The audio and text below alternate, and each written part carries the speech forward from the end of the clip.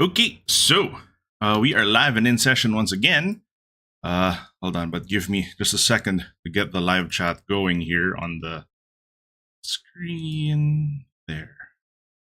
Actually, I realize I went to the wrong scene. Give me just a second.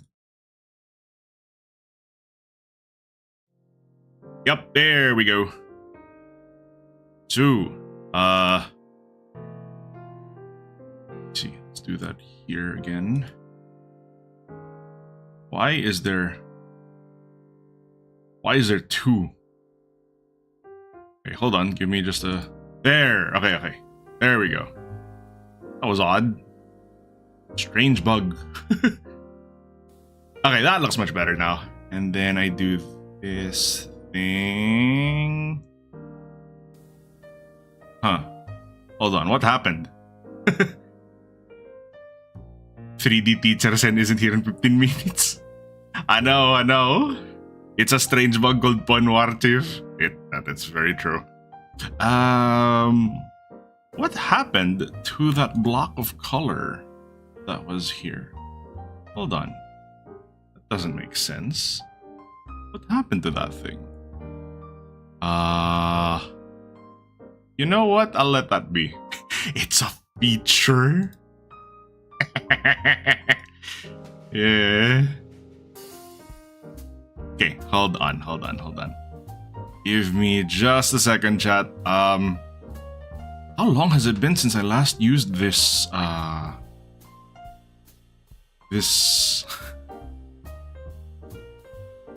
Okay. I do it this way, and I pop it down here. Is that right? Yeah, and then I set this one to...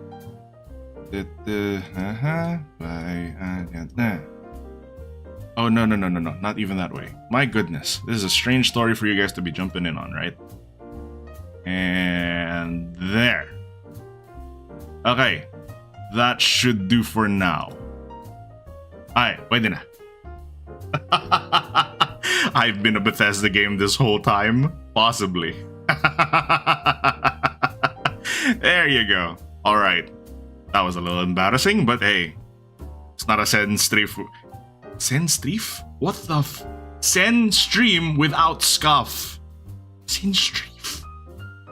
What the hell is Sen stream? What is wrong with me? It's a Friday morning and I'm out of it. Then again, who really is into it when you're in the morning?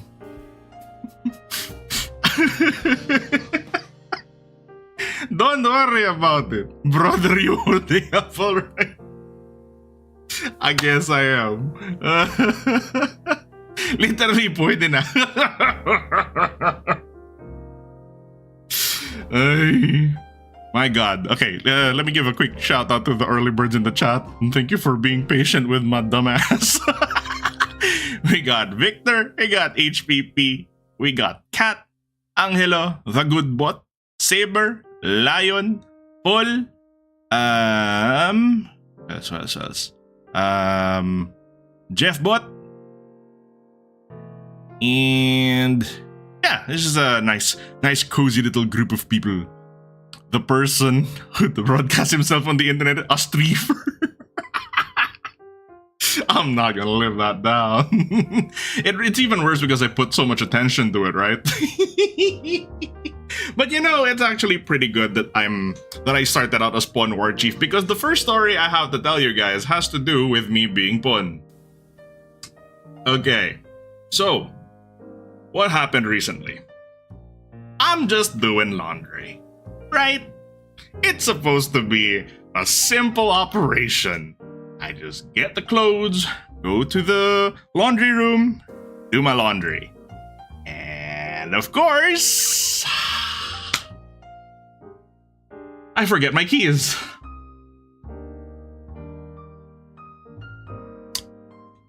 It was pretty dumb. I left my keys. So there I was in the laundry room. I already did the laundry. I already got it through the dryer. I was, I put everything back in my cart, and hauled back upstairs. right? I haul back upstairs, only to realize I got no keys. And well, I was just sitting out there, outside the door, kind of waiting. And I was like, I wish Nemo could open the door. Of course he can't. But I wish he could. That would have been epic. But he can't. So then what happens? What happens? Well, standing outside the door. I'm just waiting for Val to get home, so she could unlock the door, right? So I told her, hey, I got locked out. I left my keys inside like a dumbass. And then, of course, her first response was to laugh at me. First off, why did I even lock the door? Because I'm in an apartment, Paul. There are a lot of people on the floor. I don't want anyone to be able to get into the, into the apartment, So that's how it goes. Of course, I tell Val and she starts laughing at me. And then she goes, okay, here's what you're gonna do. Yeah, because here's what you do. I already called management on your behalf. They're ready for you. Just go downstairs and tell them, hey, I'm the husband of the one who just called. I'm the guy who got locked out. Like, okay, sure. And chat, you gotta remember, I'm still hauling a cart of laundry at this point. So I'm walking through the halls of the building, just hauling this big-ass cart full of laundry, neatly folded towels, nice and fluffy. I dried them quite nicely, but still, I'm hauling around this big cart of laundry, march my ass over to the management office, and I say, hi! And, thankfully, they were such good sports about it. They didn't make me feel any more embarrassed about it than I needed to be. And they were like, oh, yeah, no, don't even worry about it. This happens all the time. Yeah, just head over to the security office. They'll have someone there ready for you. They'll accompany you to your room and we'll open the door for you. I'm like, yay! And, of course, you know what the best part was? So if they finally unlock the door, right? I go in with my whole cart of laundry. Nemo is sitting on the kitchen counter judging me. And the key is hanging right on the corkboard. Yeah, we have a little corkboard right by the door, and it's hanging right there. Nemo is sitting on the damn counter, and he's just judging me.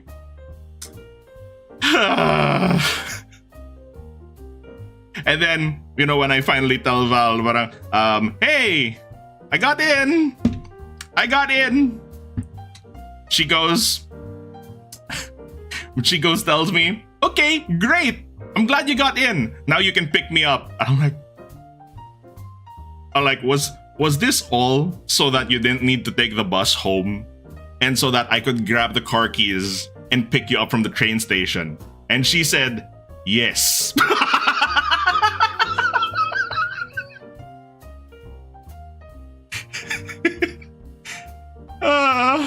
Hey, Delphin. How's things? Well, it's very Ponwar, Chief.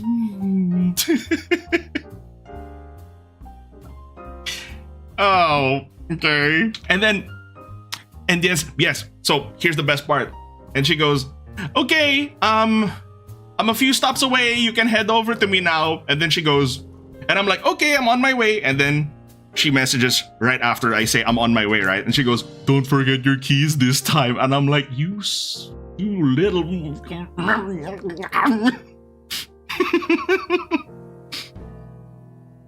It's like, rub it in more. Why don't you? I'm about heading out. Quadra-kill. And yet, chat. And yet, this is not anywhere near the worst time I've ever been locked out. In fact, this is the best. This is the easiest. If you didn't know.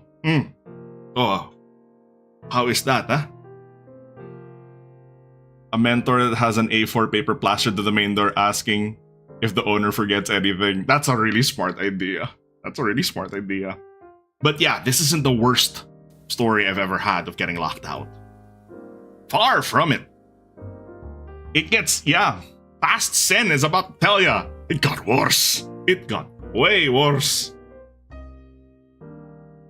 Getting locked in the restroom for hours on end? No.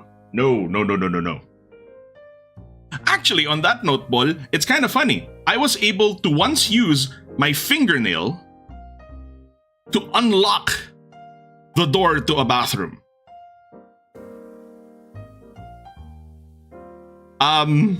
I know, sounds really strange. I was able to use my fingernail to unlock the bathroom door.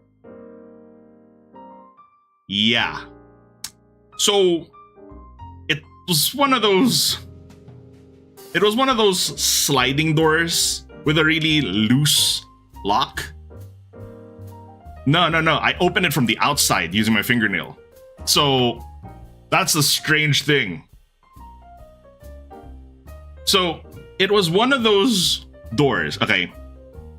So it technically has a keyhole,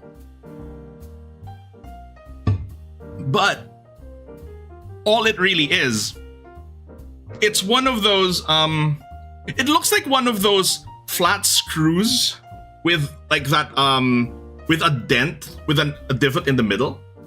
So the key isn't really necessarily a key, it's just this flat, like a giant flathead screwdriver that you hit onto that locking mechanism and you just turn. The slit in the center, Jeff knows what I'm talking about. Exactly, that one. So that's a super easy lock to undo because it's not really a key. It just has a slit in the center and you can just turn it back and forth. Yeah, like that. So, hey Prim. So yeah, that's easy to pick. So the thing is, I've broken 3 nail cutters in the past. So I figure, hey, my nail should be strong enough to undo that. So I did. I cut my fingernail off. I stuck it in there and I turned and it freaking worked. Oh, no. It was locked, not because it was occupied. So HPP, I just need to contextualize here. That lock, it was an old lock and it was kind of loose. So sometimes it was so dumb. When you would close the door, it would lock itself. So I'm like, there's literally no one in there. There's literally no one in there, but it locked itself. I'm like, okay.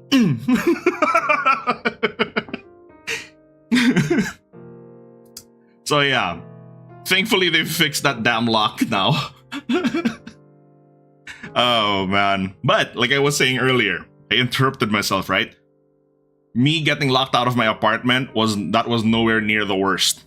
So this one is past sin. Okay? This is past sin. So back home, we have a beach house, which is quite lovely, especially at this time of year. But what is the biggest problem with having a beach house? The salt in the air. The problem is the salt in the air. It gets everything rusty. Anything metallic gets rusty very quickly. So you're much better off having, fancy like plastic alloys and stuff like that. Saltier than a League of Legends lobby, absolutely. Yeah, it'll eat away a lot of the stuff. That's a good way of putting it. So the problem was, so we had already gone through, the big road trip.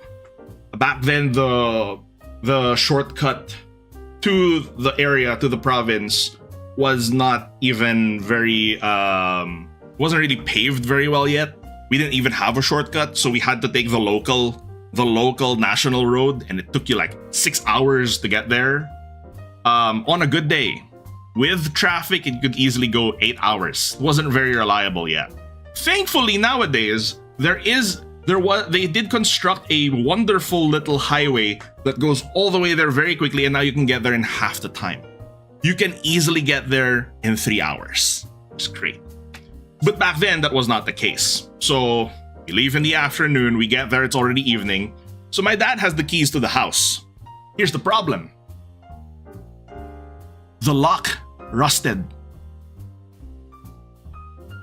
The lock rusted over. The key wouldn't even go in.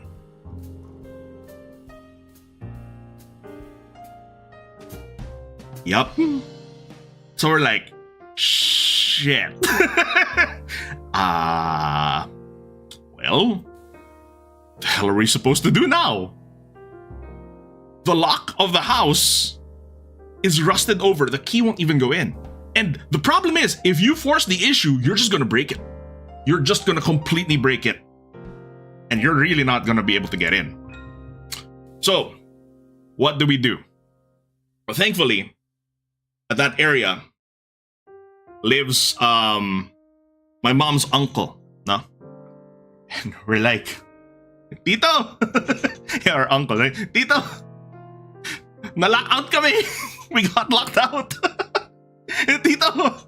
We got locked out! The door to the house rusted over the lock. I said, okay. Sandali lang. Hold on. Let me get someone to help you out. So this is like third world country provincial meta chat. So he goes and calls one of his house help, you know, one of the boys. Yeah. So I'll never forget this. He literally pries open the window and climbs into the house.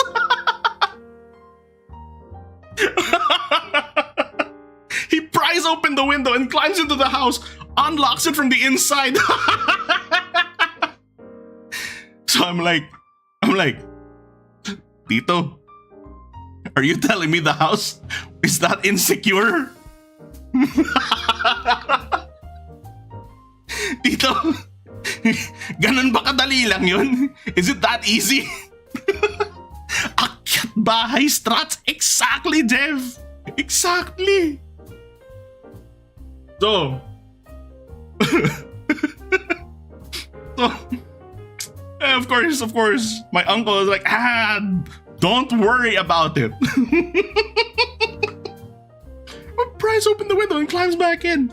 You're surprised because aren't locks supposed to be stainless steel? Now they are. But unfortunately, that was a house that was built long time ago, and the standards weren't really quite up to snuff, unfortunately. So yeah, thankfully that place has been fixed. We have much better locks in place now, so it's not gonna give us the same problem anymore. Hey, Flooper. Hello and good night, Flooper. Correct. Bingo, Jeff. You know how it is. Probinsya, ancestral house, you nailed it. That's exactly it.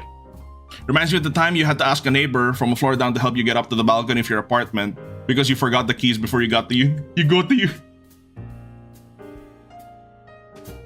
Yeah, man. Lockouts happen more often than you think.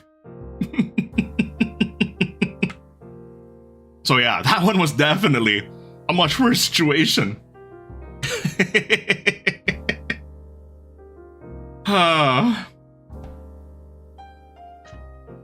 Man, a lot of dumb stuff happening.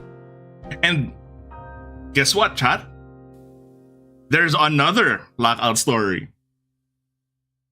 And this one was from my old house back home. It's from my old house back home. So, what happens? This was the time when my mom was hospitalized. Not for anything too egregious, if I'm not mistaken. It was just, you know, a standard procedure. It wasn't that bad. But she had the keys to the house. Do you know where this is going? She had the keys to the house. So we're heading home from the hospital. Had no idea. Completely forgot. The keys were with her the whole time. We got to the house.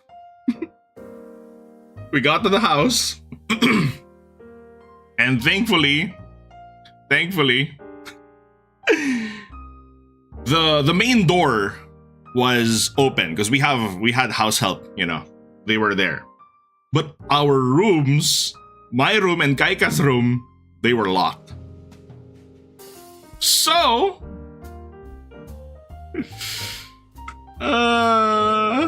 it's always me getting locked out of my own house. I know. We had to head all the way back to the hospital, get the keys from my mom, come back to the house, and then guess what, chat? Kaika's room opened. My room didn't. Hi, Val! Kaika's room opened. Mine didn't. It's like the world was just conspiring against me. So, what I did was, I slept in Kaika's room. We just laid out a sleeping bag on the floor and that's where I slept. Guess what? My door had the same damn problem as the house door in the beach house. The lock was old.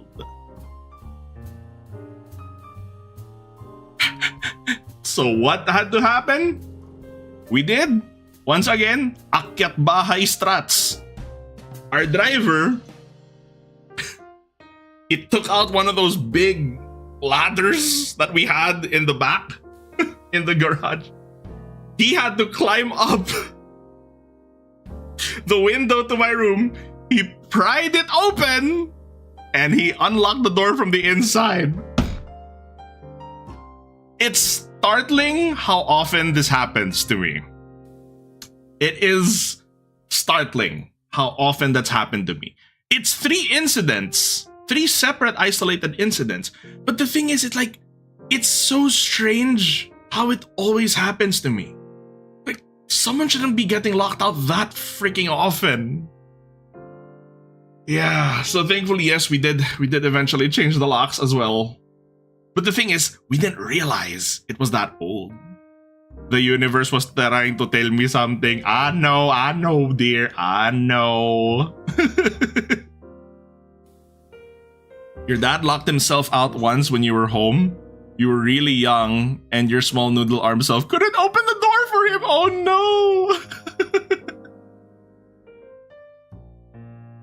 no. Watch out for when Nemo locks you all out or something. Hi. You guys are moving to a new house in early 2034. Oh, good. I hope that works out well for you. I really hope that works out well for you.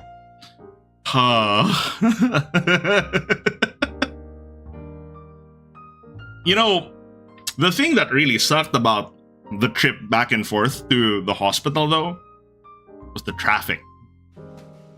It's the traffic. So, I've shown you guys the pictures, right? I've shown you what Manila traffic looks like. But in case you need a something to jog your memory, the EDSA traffic. Yeah. This is just absurd. Here. Let me see.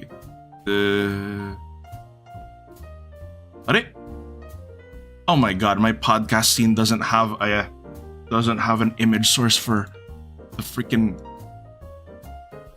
There. Oh, hold on, chat. Hold on. I'm just gonna shrink this down over here. Yeah.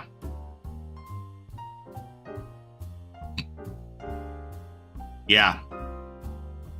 This is typical Manila traffic.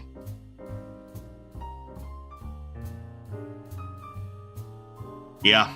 This is typical EDSA traffic. By the way, you notice all these people here? All these people here, they're trying to get onto trains that have way, way, way too little capacity to handle them. So, yeah. This is a huge thoroughfare and it's way, way, way too, it's way too congested. So, what happens here when the traffic is this bad, chat? Well, it's funny because you have to adapt. You have to adapt. Back then, thankfully, we had a driver. Not because we couldn't drive, not because my dad couldn't drive, but because we just need someone to deal with this hell. We just need someone to deal with this craziness right here. And the wacky thing especially, actually, let me full screen this. There you go. The craziest thing about this, it's like I'm doing PowerPoint presentation now. When the traffic gets this bad, you have to get creative. For example, the traffic gets so bad in the mornings when we were rushing to get to school. How can you rush to school when the traffic is this bad? You have to leave extra early. And because we're already anticipating the traffic, you know what would happen? We would just, take a shower and get dressed in the morning. Our breakfast would already be packed for us in little Tupperwares and we would eat in the car. Because you can easily have a full meal in the car before you got to where you needed to go. It was like, 7 miles? Around 10 kilometers or so?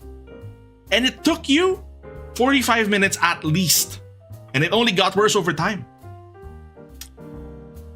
We would eat in the car in the mornings. And bento on the road. And then on the way home, conversely, because it was also this level of traffic going back, I did my homework in the car. I could do my homework in the car because it was that freaking slow. You know how, when you're in a moving vehicle, right? When you're in a moving vehicle, you can't really write well, But because it's just constantly bumper to bumper, snails crawl traffic, you did your homework in the car. By the time I got home, I was done with my homework and I could just play video games.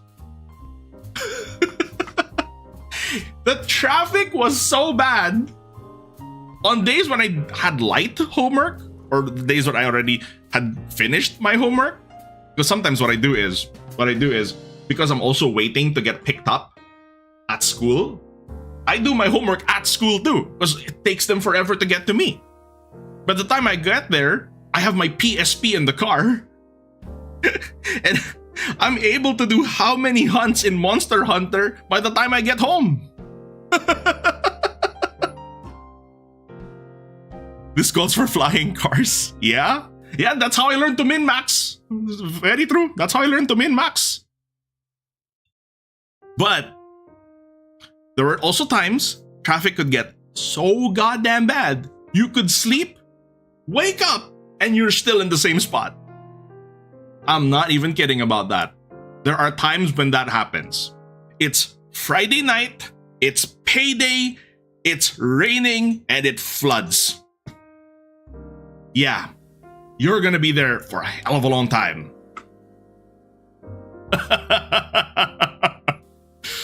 Yeah. Or get this, chat.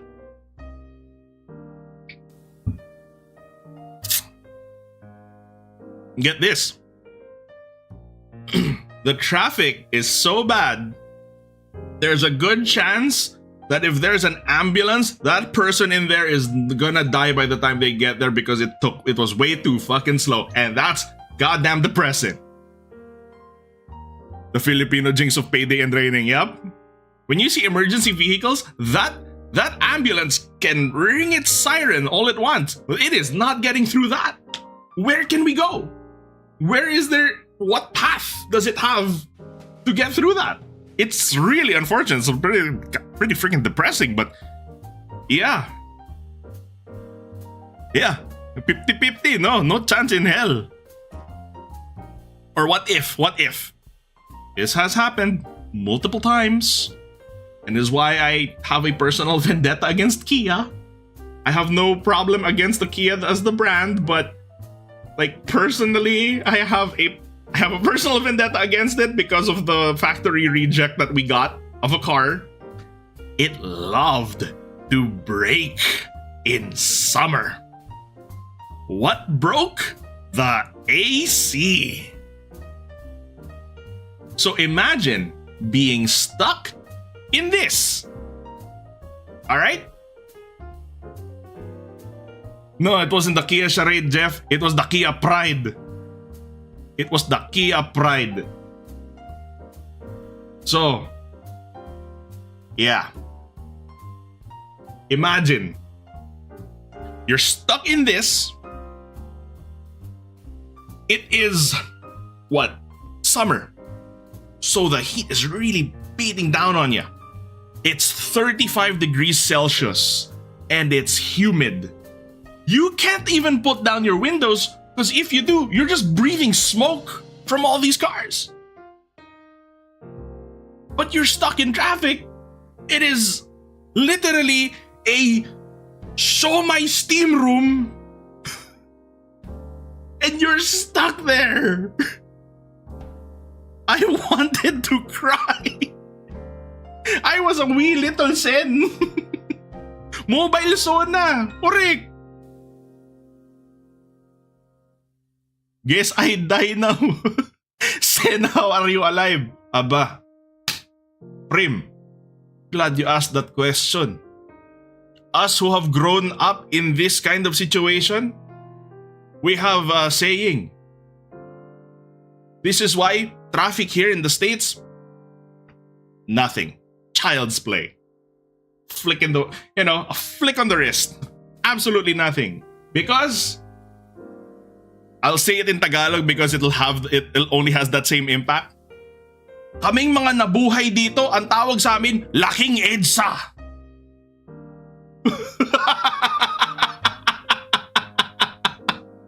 Laking EDSA ang tawag. Oh, nakita. Which means born and raised. EDSA. EDSA boys lang, correct.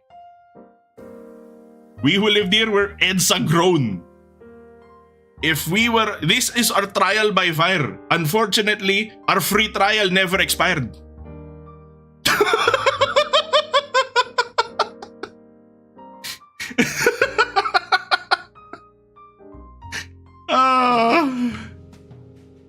EDSA is our WinRAR. And up until today, yeah, they have tried to implement certain traffic regulations. And yes, they have improved marginally, but it's just the sheer amount of insanity going on here.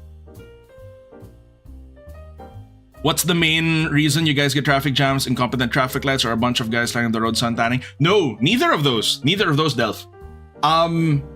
It's just the sheer amount. The roads are literally not large enough to accommodate all of these vehicles. Well, that is one factor. But I would say the biggest contributing factor is really the overcrowdedness. And I am about to tell you guys, let me tell you, one of the single dumbest implementations that we have in Manila. Jeff, you know what I'm talking about. Jeff, Angelo, Paul, the PH boys. PH boys. Bah, you guys know what I'm about to say. We have this thing called coding. we have this thing called coding. Not programming coding. Not programming. Okay. Get this, all right? Listen to how stupid this is. It's color coding, right? It's color coding, but it's actually number coding. I will explain. So, your plates in the Philippines will always end in a number from 0 to 9. Okay? Some genius decided to make this implementation. In order to limit the number of vehicles on the road, it's a car ban. What does that mean? On weekdays, Weekdays. On Monday, if your plate number ends in 1 or 2, you can't bring it out. On Tuesday, 3 and 4, you can't bring it out. Yep. 5 to 6 on Wednesday, 7, 8 on Thursday, 9, 0 on Friday. What does that do, chat? What does that do? It just makes you get another car! It just makes you get another car! You can also just change your plate. Correct. Correct. And then weekends free for all. Pero, isn't that the dumbest thing you've heard? People are just gonna get more cars, and you're just gonna contribute more to the overcrowding. It's a feedback loop. Oh my God! Sino nag-isip niyan? You don't think traffic can get that bad in Finland? You don't have enough people for that. And to this day, it's implemented. Yeah, to this day, it's implemented. Now, actually, let me open a tab. On your point, Philippines population 2020. Holy crap! Okay.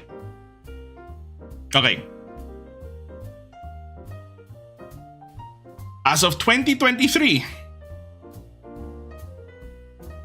the current population of the Philippines is estimated at around 117 million.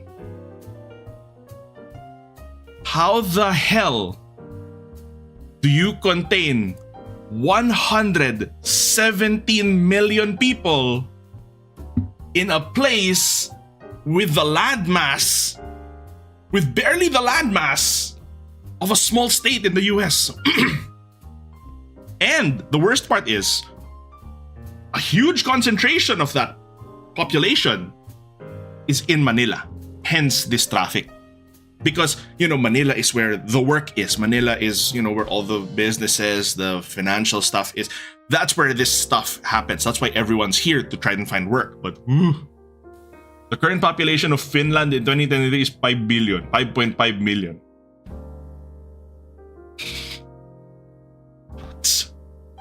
Philippines has like what?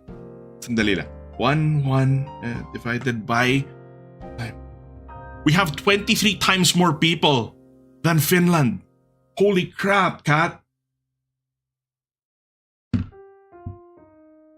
In NCR, there are 30 million as far as stats go. Woof. Yeah. Overpopulation. And it was really funny too. Chat. Back then when it happened, when the Philippines hit the 100 million mark, I think sometime around either 2020, 2018, thereabouts. And people were like touting it on the news like it was a milestone celebration. And I'm like, no, that is not anything to celebrate. We're gonna die here.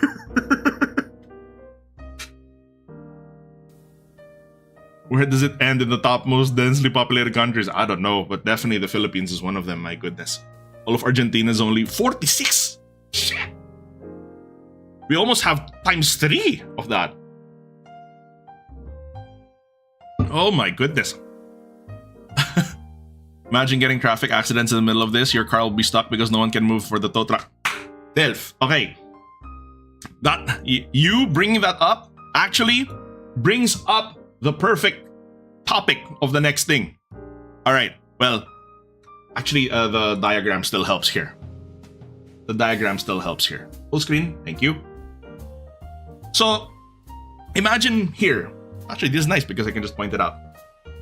So here, around here, this is an accident-prone area.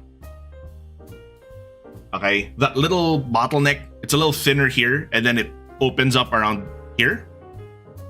There have been incidents of road rage because of these accidents that happen here. Of course, thankfully, accidents in the Philippines too, in this kind of traffic, they're not going to be too damaging because, well, you can't really go fast in this. Hello, George! Yeah, there you go. Isa pang kababayan. Correct. So yeah. The thing is, when car accidents happen here, like, look, you're already in the middle of traffic. You're already tired, you're annoyed, you're frustrated. Someone bumps into you. Now, it's not too damaging, thankfully. But there have been incidents of road rage here. Like, it's a taxi and a private vehicle or whatever, they bump into each other and they actually open the doors of their car. They go down and they have a freaking showdown right there on the street. And people treat it like a spectator sport because you literally can't move. You literally can't move, okay? So, one of the crazy things too, this happened for real. So it starts to become a damn street fight, right? So they start beating the crap out of each other on the street. The taxi driver pulls out a fucking ice pick and he stabs the guy in the neck. Like, what the hell?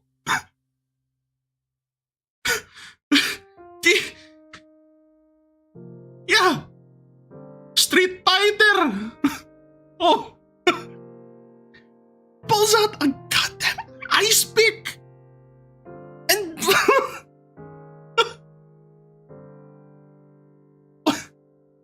and then, of course, it was reported on the tabloids, but good God. And that was a different type of fatality. Yeah, it wasn't because of the cars, but the result of it. Yeah.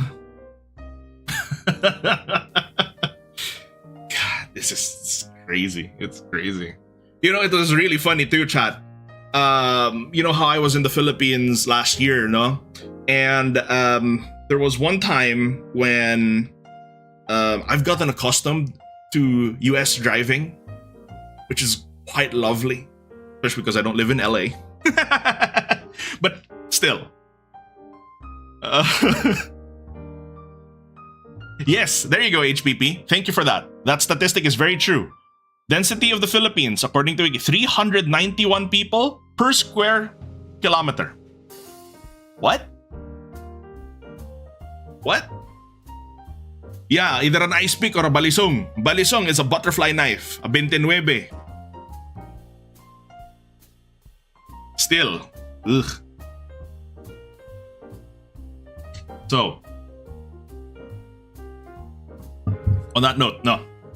I'd gotten accustomed to driving here. It's a lot more calm, a lot easier. I go back home, and there was one time, you know, my dad was telling me, well, I'm not letting you drive in Manila because, you know, that's a whole different ball game. I'm like, yeah, sure, you know? And what happened there was, there was one time when we had to borrow a car. We had to borrow a car from my grandma. No? She wasn't using the car, and most of our cars, unfortunately, were under repairs. So we had to borrow one of hers. No? So we go over there, and then we come to the realization that, Sen, you're gonna have to drive one of these cars home. Like, okay, because we didn't have a driver. It was Sunday, you know, they get the day off. So imagine, chat, I had already gotten used to US traffic, US driving, no? Everyone follows the rules. And then, I went back into this. It was a nightmare. The taxis are all madmen. They are crazy. I had never honked my horn that much in the US, whereas I had to drive home, and my dad was in front of me, and I had to take his lead because it's been so damn long. And you know, it's hard to reaccustom yourself. Now, let me show you something else, chat. Let me show you something else. You were asking earlier, what does it look like back home in terms of like the roads? Like you were asking about the structure, no? You're asking about the structure. So, what's this? George. You grew up in a bad neighborhood, you had late night street fights outside your house. You once saw someone bash someone's head in with a cinder block. Holy shit! Okay, so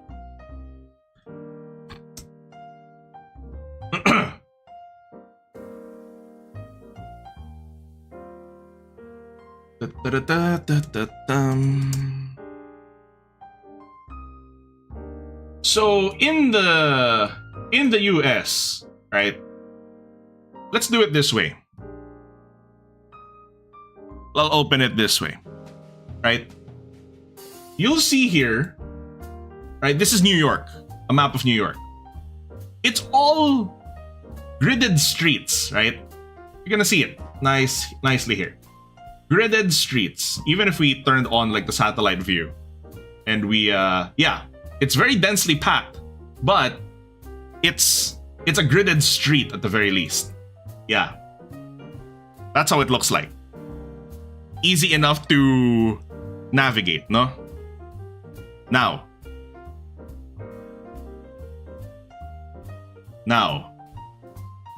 I need to show you.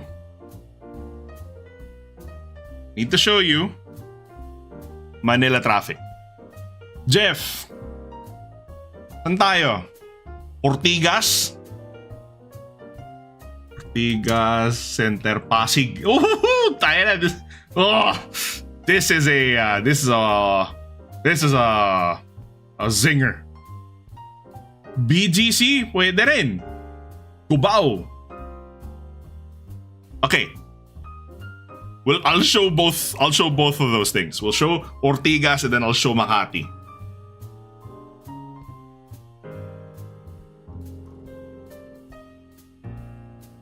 Yeah, the 391 people per square kilometer. For Manila, yes, there you go, HPP. For Manila, it's 43,000.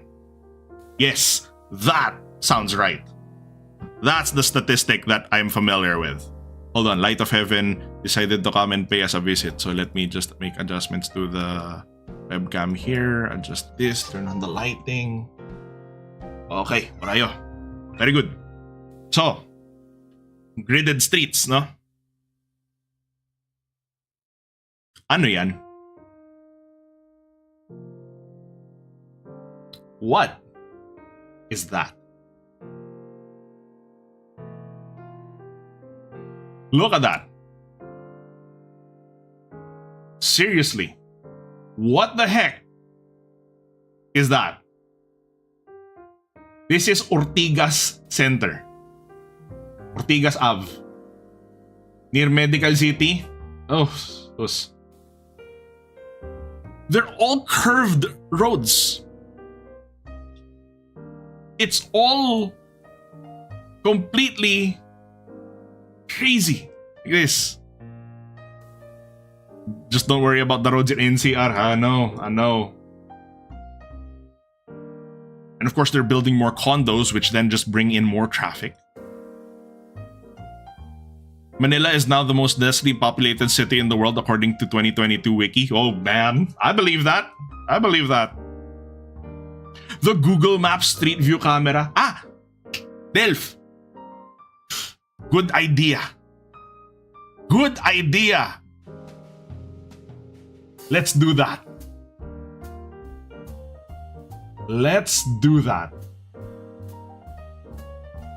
Street View. Game. Saan tayo? Let's see. Let's go to... Ayan, it's Medical City. Oh, ha? It's may Meralco. Correct. Oh, this must have been a really damn good day.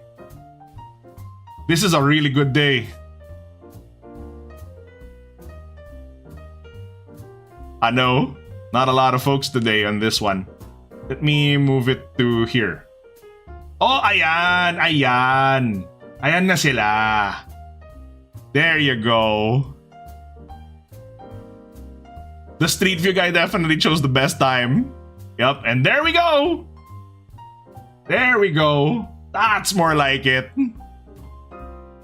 So this thing right here, this big old building, this is one of the most worthless pieces of trash of a company that you will ever have the misfortune of having to deal with. But we call it by one name. Meralco. Which stands for the Metro Manila, no, this is the electric company. This is the electricity company. Manila Electric Company.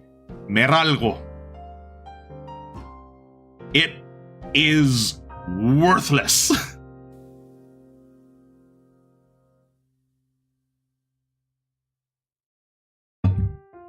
It's so expensive. It is so expensive. And the service is awful. And yes, you really will see mostly motorcycles here. Oh, there you go. There's the traffic. That's where they were all at. And you see the lanes, chat? Look at that. Look at that. Look at the insanity going on here. Oh, here. These motorcycles are taking up all that space in the lane. This old taxi right here is off-centered in his own lane. Look at that.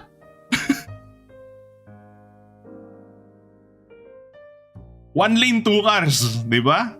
Oh. Ortigas extension. Oh God, George.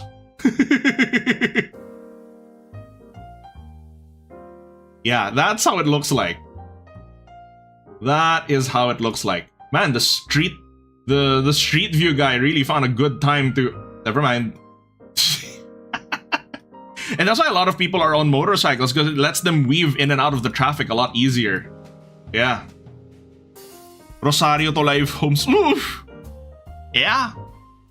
Oh, Paul, what's up? This was my daily life for the longest time. Yeah, we'd have to go through the... Oh, Paul. You had to... Oh, okay.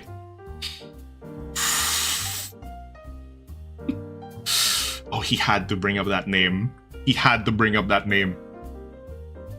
Edsa Ayala. Oh my God. Yeah. Ayala Triangle. Ayala Triangle.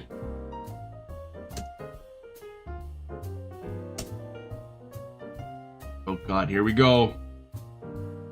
Oh, Lord. First off, why would you want a triangle when your gridded streets are supposed to be gridded?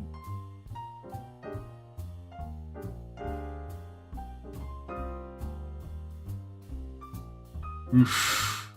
Hold on. This is not the right one. This is not the right one.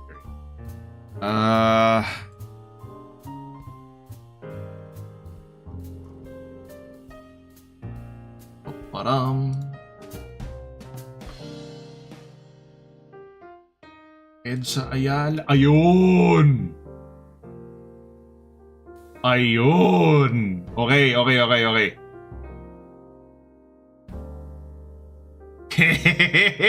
Oh no.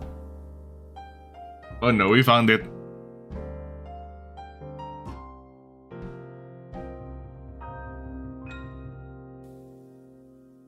Like, okay, that this is already on a very, very, very good day.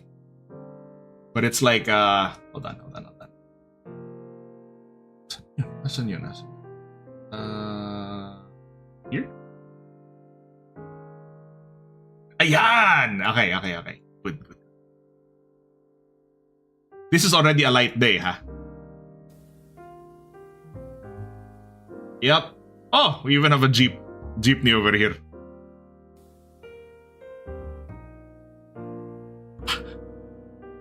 Vietnam flashbacks. Yeah, man. So this area over here is just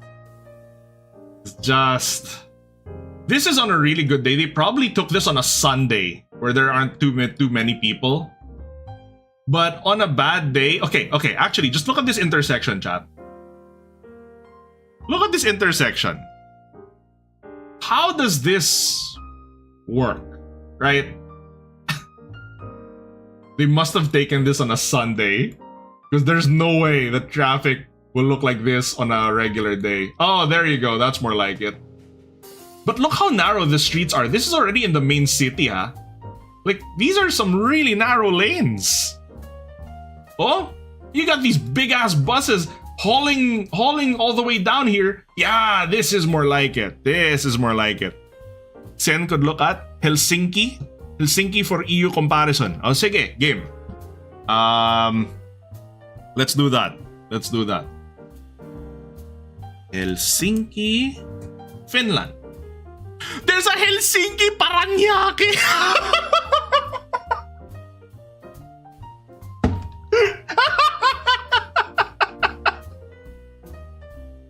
There's a Helsinki Paranaque.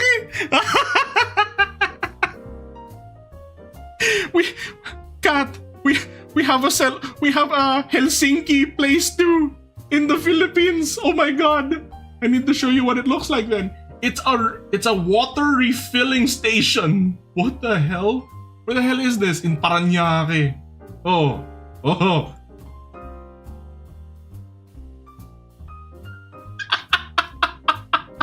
Oh, Kat. Is this the Helsinki you were explaining? Oh my lord, ano to? Where am I? Oh wow, that's definitely not Helsinki. Incredible. Okay, let's actually go to Helsinki. That made me laugh so hard. Helsinki, Finland. Okay. Game. All right. Let's just drop at a random place and. Ang ganda!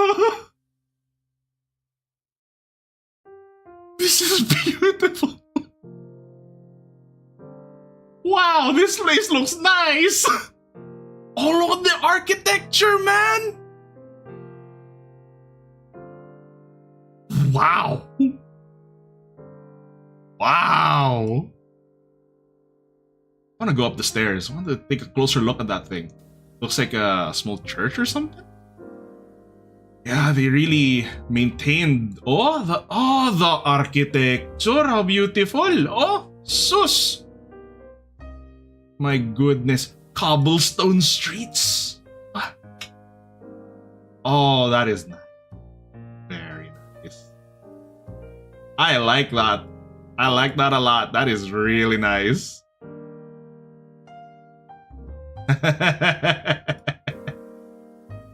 Wow. Okay, ah. Oof. Visit Europe, Sen. I'll got a spare room for you. Oh, wow. This is so nice. And look at all the space. Even if there are cars parked on either side of the road, you still very clearly have, road space here. That's great. And this is why the Filipinos who manage to escape the country rarely ever go back. We rarely ever go back. So yeah. The new slogan for tourism of PH is Love the Philippines. Oh my gosh. Footage of how Ayala is under rush hour. Oh no, Paul.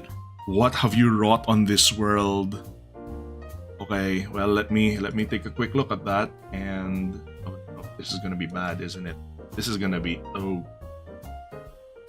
no. Oh no! Okay, here you go, chat. Courtesy of Paul, I have muted the audio just to make sure, but yeah. That is what you should be expecting. And this thing right here, this big old thing that looks like a big shed, that's the train station. So when you get down from the train station, you're gonna get down to all of this stuff.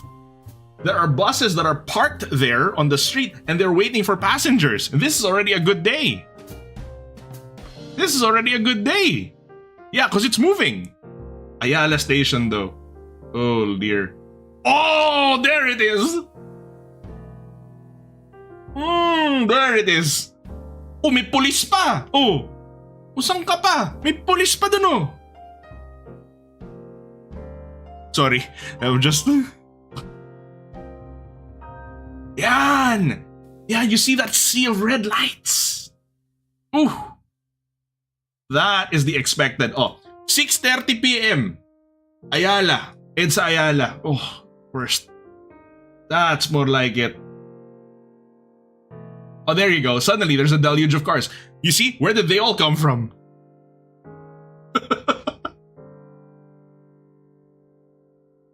Yeah. Yan. That's what it looks like. That's the experience. Which is why we tell people that when you're visiting the Philippines, don't linger too long in Manila. Don't linger too long in Manila. There are so much nicer places to be. Because in as much as we have those insane things, all right, in Manila, we also have Palawan. Okay. Ayun. Palawan, chat, is like an island getaway paradise. Palawan is one of the nicest places in the world, in my humble opinion. Allow me to show you. Look at that. Look at that. Oh. Ah.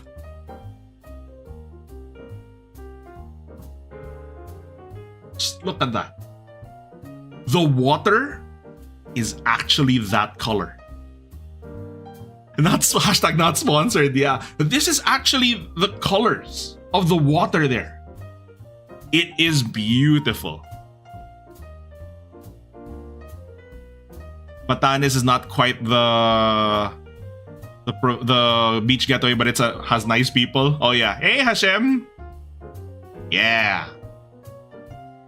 Department of Tourism.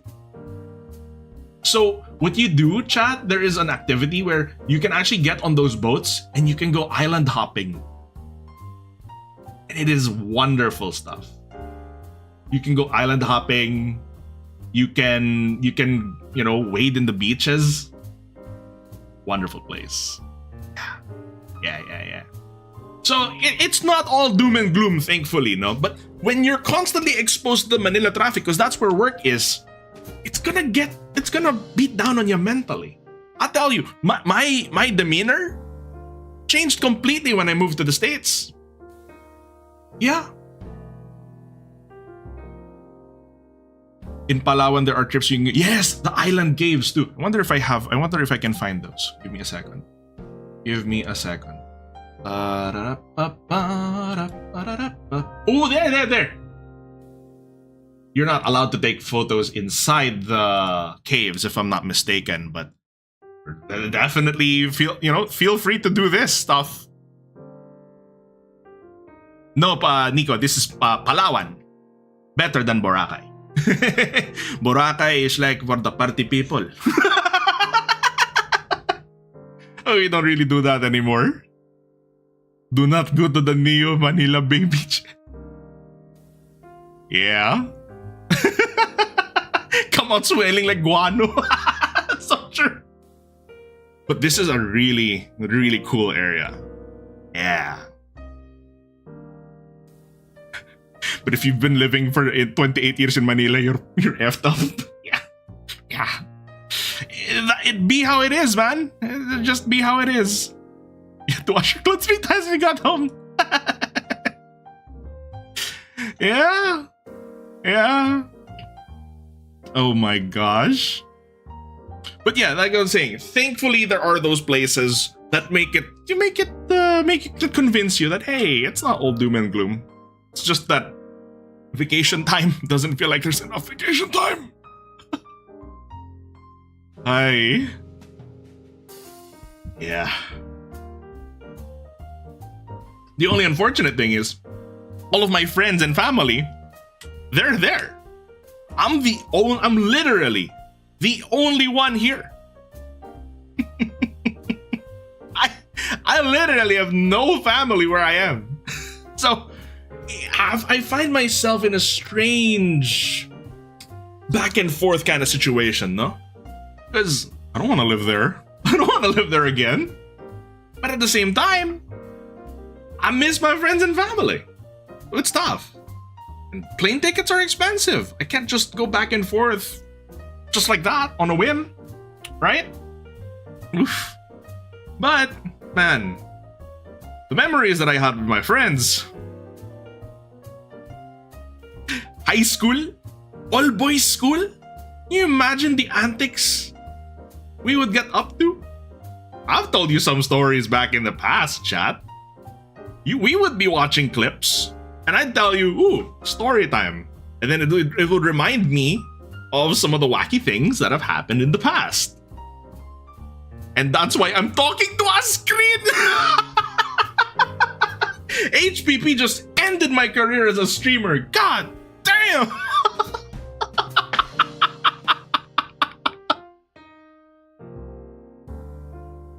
$800 for a ticket US to PH. One way if you're lucky.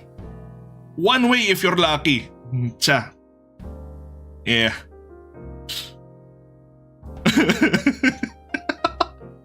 But yeah, being in an all-boys school, in high school, in the Philippines, guarantees, correct, you have at least one huge problem in your life. Lumamoy ka pa, eh. Paul was just saying, hell, swim home.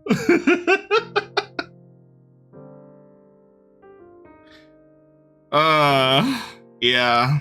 So, like what such stories? I mean, that's why this is called Storytime with Zen, right? Apart from just the Manila traffic. Oh, high school to me felt like a slapstick comedy sketch. Yeah, it felt like it felt like a slapstick comedy sketch. Like the things that would happen feel like they were pulled out of Looney Tunes. So, what are some of the things that would happen? Well, there was one time, yeah, we're in the high school stories section, right? There was one time we were in the middle of class. I believe it was a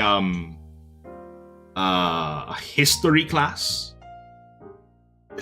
There was this interesting subject, and well, an odd subject.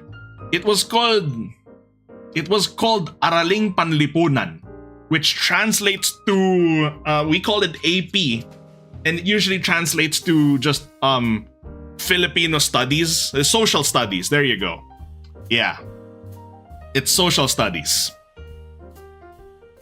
Apparently, though, because of how messed up the social structure is, how stupid of a society we are, there's really not much to study, is there?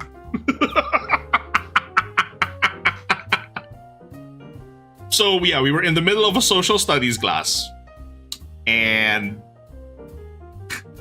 we were startled because this was high school. It was, class time. It was still relatively quiet, right? And we heard someone shouting outside in the hallways. Like who the hell is that? Like, you could hear literally in the hallway, "Oi! Like, there's just someone just shouting, and people were like, "Who the hell is that? What kind of crazy idiot of a student would be dumb enough to, be yelling down the hallways of the school?" Our teacher is so startled by this, he decides to take a peek outside. It's our Filipino teacher.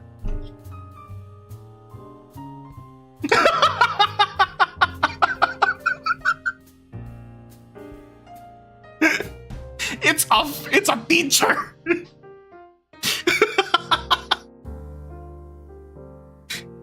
He wasn't even fighting anyone.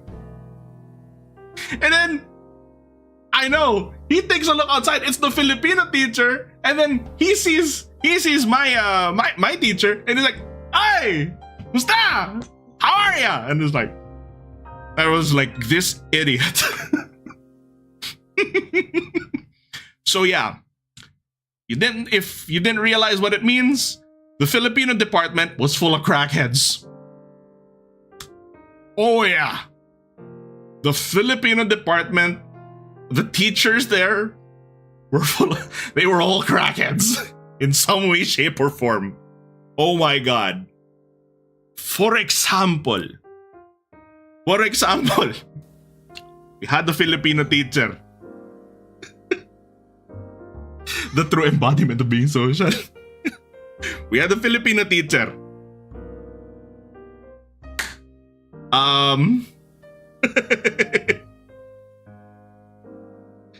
Who, the way we would do it is like, all right, you get a small piece of pad paper, the 1/4 size. Just write your name and just write the rubrics of the thing.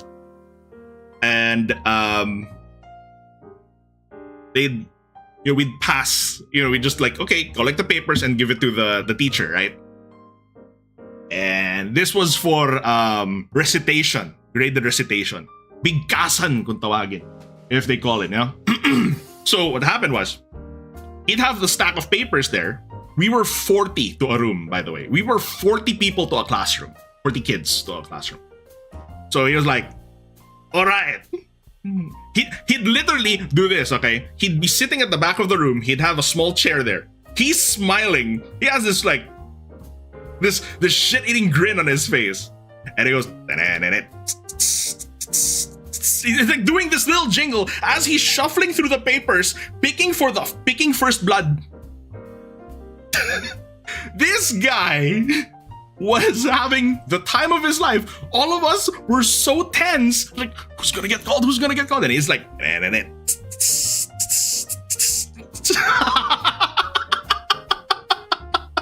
he had a jingle. And he did that every time. We hated it. And he was having the time of his life. And then he'd be like, there's this one. So he was one of those, Filipino teachers. They're wild, they're crazy, and they have antics, and they like to joke around with the class. There was one student in our classroom who was just deadpan. All right, he was like the Sukomi of the group, the straight man. He did not appreciate the teacher's jokes, so he just have a straight face. Okay, just like he didn't find the teacher funny. Okay, all of us were laughing. He's kind of just like, he kind of stood out. So at one time it was like, okay, and then it's like, okay, 10. Okay, so do my bigkasan, the recitation, and then right then and there, after you recite, he'll give you the grade.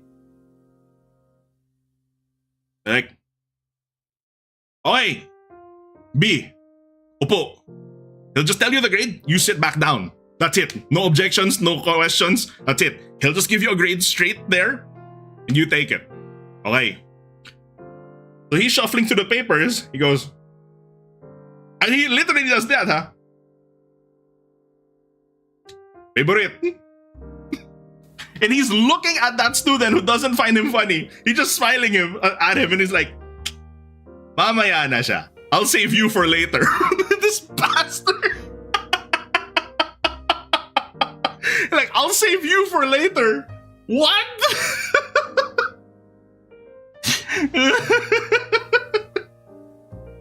But the thing is, he unintentionally, he ended up being lucky because now he can practice because he's being saved for later. So he's like, oh, okay, cool. So he's like trying to peek at his notes and stuff like that, you know. I know, but you know that's the way it is, George. Hey, third world country, Pinas. I can't tell you. I can probably tell you in a DM what school I was from. But yeah. Okay. So that guy, the Sokomi, he had some really bad luck with us. Yeah, he had some really bad luck. But what happened was, he got to the end of the list, and then the teacher was saying like, okay, tapos ng bigkasan, we're done with the recitations and stuff like that, And then he raised his hand, Sir! Oh, like, what's up? And he goes like, Sir, I haven't recited yet. Di pa ako bumibigkas. And then his reply was, oh, gusto mo magbigkas? Yes, sir. You want to do your recitation? Yes. O sige. Magbigkas ka. And like, okay, go ahead. Take the stage. It's yours. And it's like, this asshole.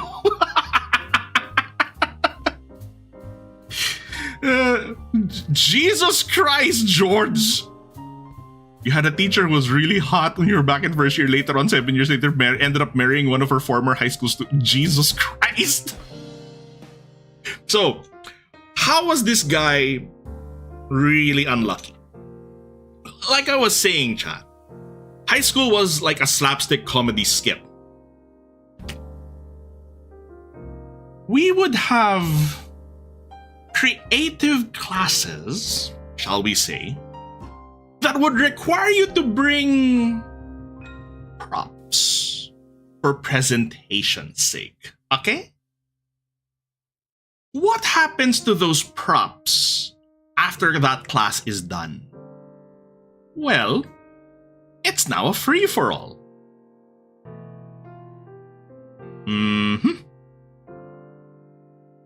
It's now a free-for-all. So, you remember that I had this, hold on. Let me grab it. It's been a while since I last brought this bad boy out. Guys, remember this thing?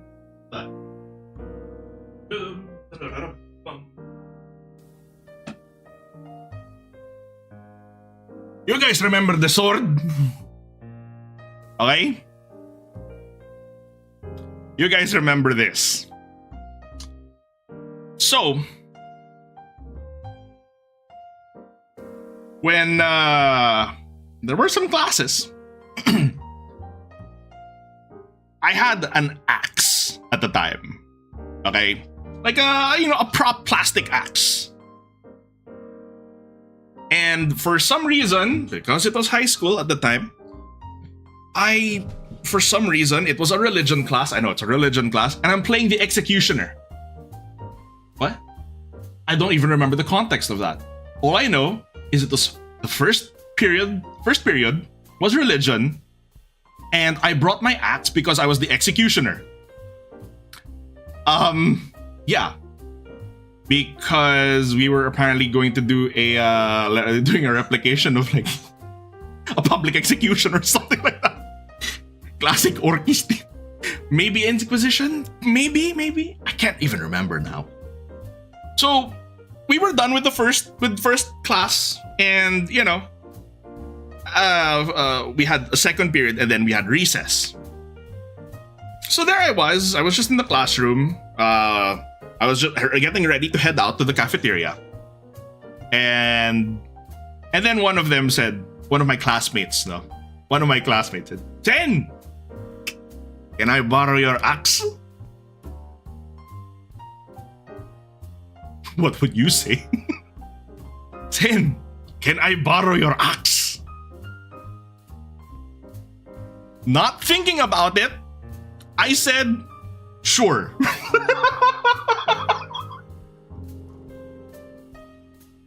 I said, sure. We're done with the class anyway. And I'm like, sure. I go to the cafeteria. I bought my food, all that stuff. Went back to the classroom to see the perfect timing of him. You know, he was like playing with one of our other classmates, and he's like, "Alright!" Like he really just jumped and like he went and full force swung the damn axe, and he smashed it on the guy's back. Like, "Hoy! What the hell are you doing?" And it split down the middle. It broke. I'm like, you freaking psychopath. Why the hell would you actually jump and hit someone with full force? I saw the exact moment. Hey, at least the class was already over. I got twin axes, but split down the middle, completely broke. I'm like, good lord. They're crazy. They're crazy. This is also the same class, chat, remember? I told this story a long time ago. I'm not sure if, I'm not sure if you guys remember this, but on the last day of, like, I think it was first or second year high school, we had a lot of spare matches. That's a good start to a story, right? In high school, all boys school, had spare matches. Last day. And they were like, small box of matches. Pull one out, and they start tossing it like that, like tossing fireballs. You guys remember that one? Yeah. Well, because this is the class that did that. There was one time, of all the props they had to bring, they brought a bow and arrow. Okay? They brought arrows. As in, this was a legitimate bow, a small bow, and steel head arrows. No, steel head arrows. Why the hell did he bring steel head arrows?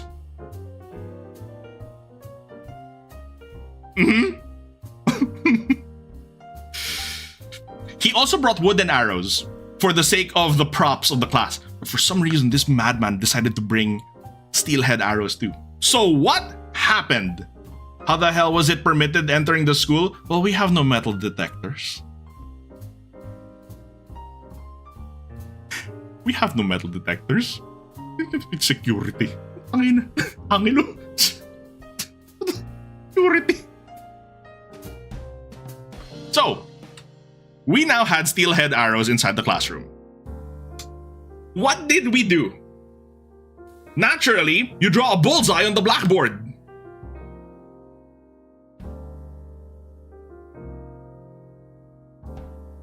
Naturally, they drew a target practice board, a bullseye, on the blackboard. And one of us decided to stand in the middle of the classroom and start target practice. All of us decided to move. We just moved all the way to the back of the room, and there's just this one guy that was in front because, of course, we were scared as hell, but we also wanted to see the dumpster fire. And so, boom!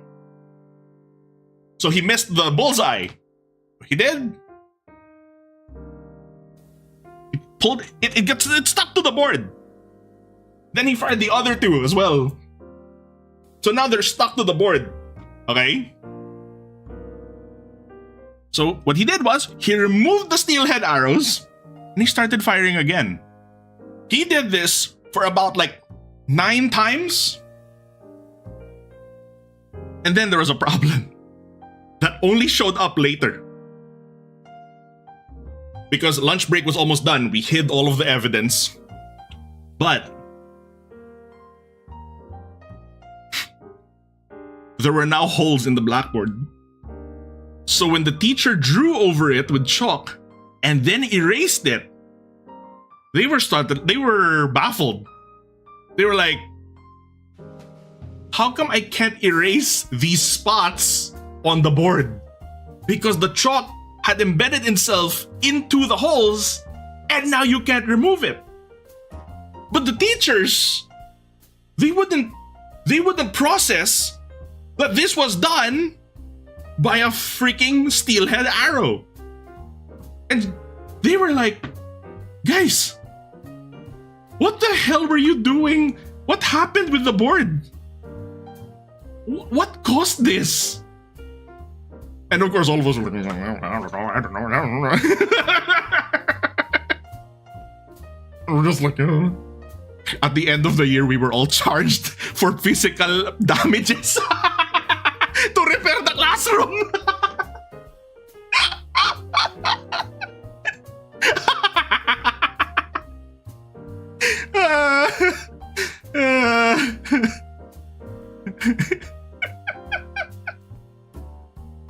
Oh man. Yeah, the best part is, for the most part, I would really just was the witness to all this insanity. I was rarely ever a part of the antics, but I always saw the best moments where it happened. Yeah, there were no snitches, not at all. That was one thing I would say about that class. We stuck by each other.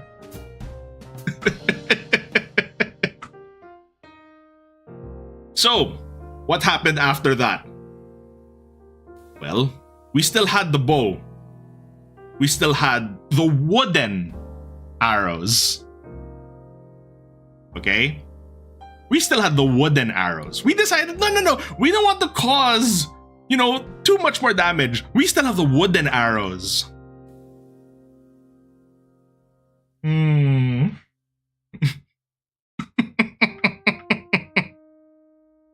So, they pulled out the bow again, and they got the wooden arrows, and I don't know, they were just firing it randomly.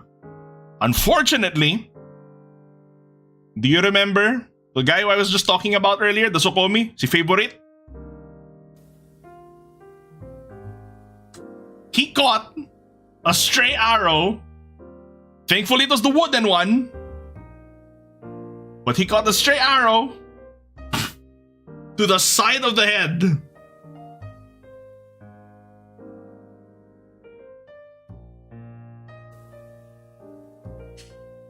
Oh my god. The problem was, he started bleeding. We rushed him to the school infirmary. But what are you gonna tell the nurse?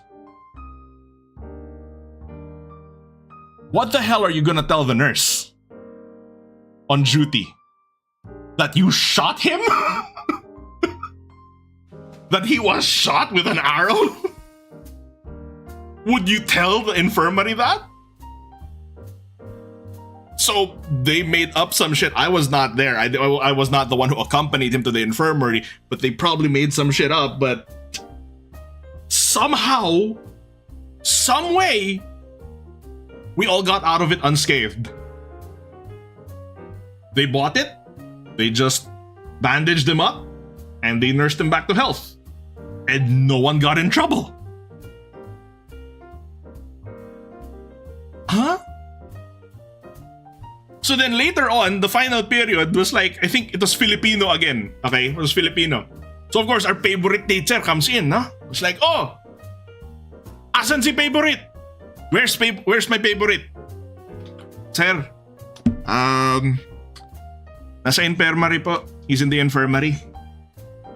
Nangyari sa kanya? What happened to him? Sir, pinana ni ano. And we actually told the Filipino teacher because he's a crackhead too. And they're like, and we told him in Tagalog, he was shot in the head with an arrow. And then he was like, you know what the best part was? When we told him, he didn't get mad at us. He didn't even question why we brought the props to school. His question was, why'd you shoot him?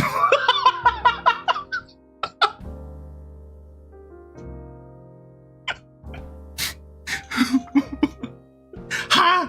And I'll tell it in Tagalog. I'll phrase it in Tagalog. It's essentially just reenacting what I just said here in English, right? But like, oh, asan si favorite? Sir, nasa infirmary. Bakit? Pinana. Pinana ni ano? Ha? Ba't niyo pinana?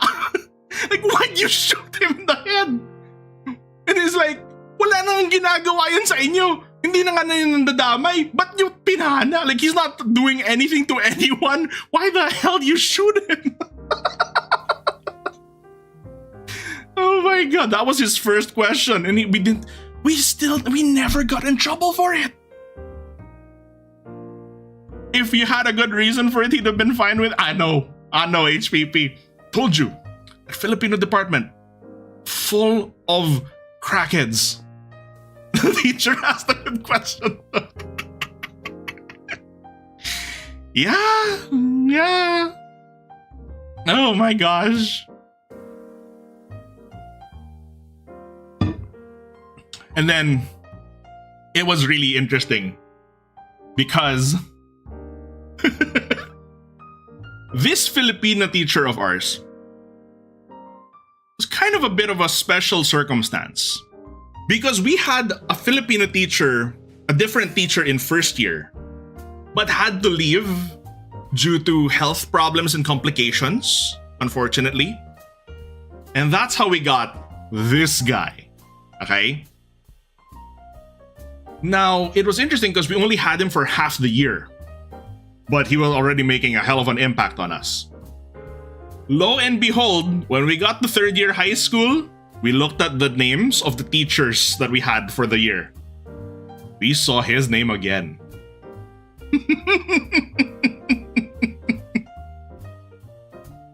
So it was an interesting circumstance. It's like, kayo na naman? You guys again?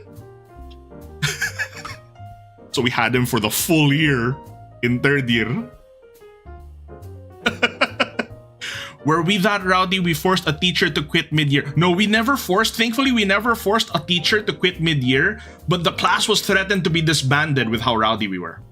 The prefect of discipline got really pissed off at our class because all of the teachers got really annoyed at us in second year. Yeah, we were threatened with disbandment. So we're kind of like, this is the bad ending, guys. We need to kind of shape up a little bit. So the thing is, yeah, we kept it quiet. You know, they quit. Nobody quit.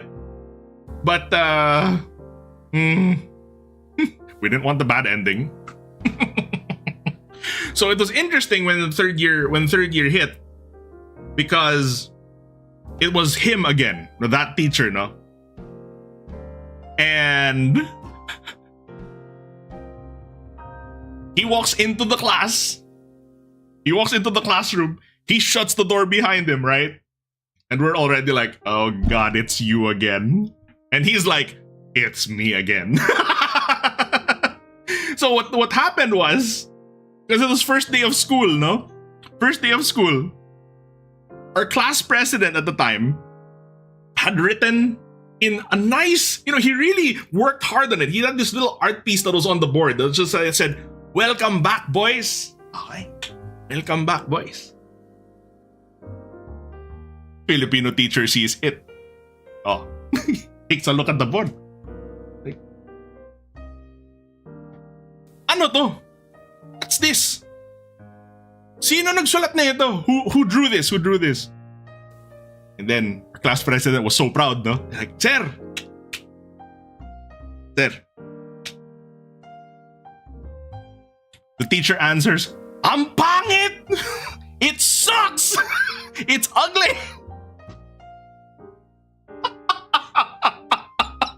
What a jackass!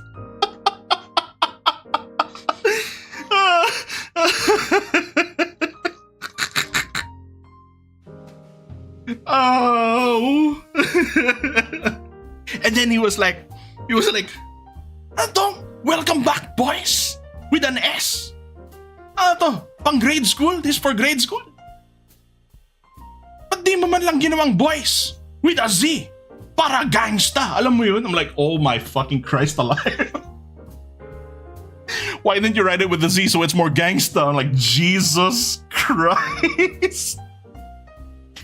And that was the first thing he said to us when he walked into the classroom, and I was like, this is gonna be a very interesting year. This is gonna be a very interesting year.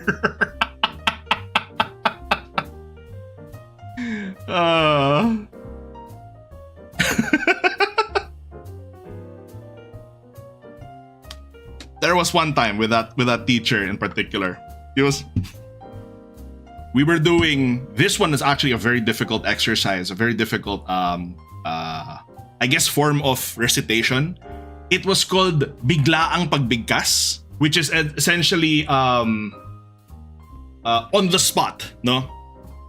You're not given any time to prepare. The prompt is given to you on the spot. Biglaang pagbigkas. Essentially translates to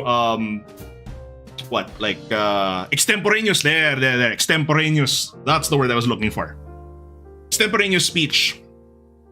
So he'd have prompts and he'd pick randomly from them. He'd give them to you impromptu, yeah. He'd give them to you on the spot, and then he'll give you like a minute to prepare. And then you speak about it, which is really tough. Okay. So, of course, the unfortunate first victim was the Dota boys. Okay?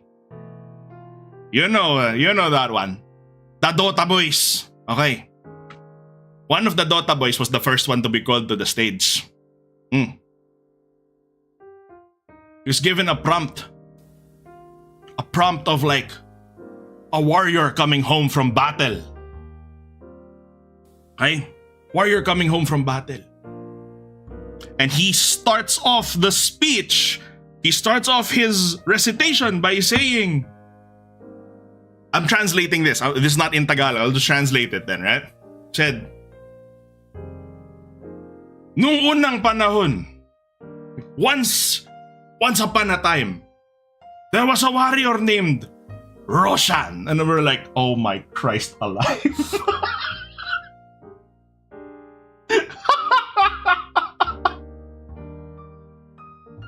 There's a problem. He was trying to give the backstory of Roshan from Dota. Here's the problem. The teacher also plays Dota.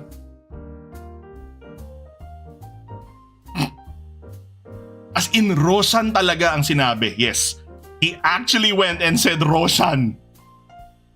But the teacher knows what the hell he was up to. So he had a piece of chalk.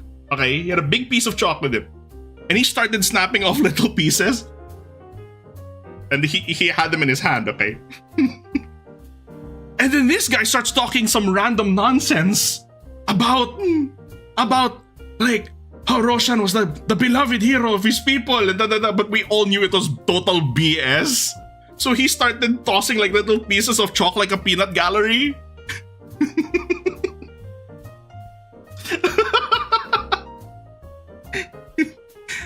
And the teacher like, boo.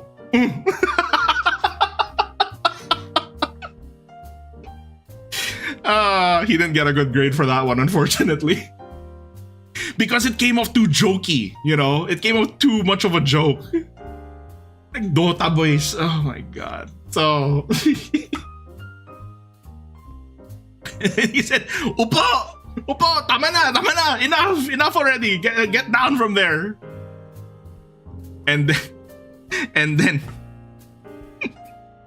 he kept talking. He kept trying to talk. The teacher pulls out the eraser and he's like, oh, sorry. The teacher's about to throw an eraser at him. He's like, okay. Chaos, man! Chaos! My high school life was weird. It was crazy. In fact, my school life explains why I'm this way.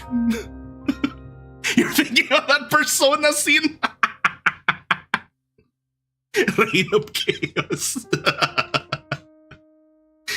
Hi. Ay, God. Ano pa? What else did I write here? Oh! Have I told you guys the story of the dartboard and the water balloon? Kind of a strange combination of things to put there, right? Have I ever told you the story of the dartboard and the water balloon?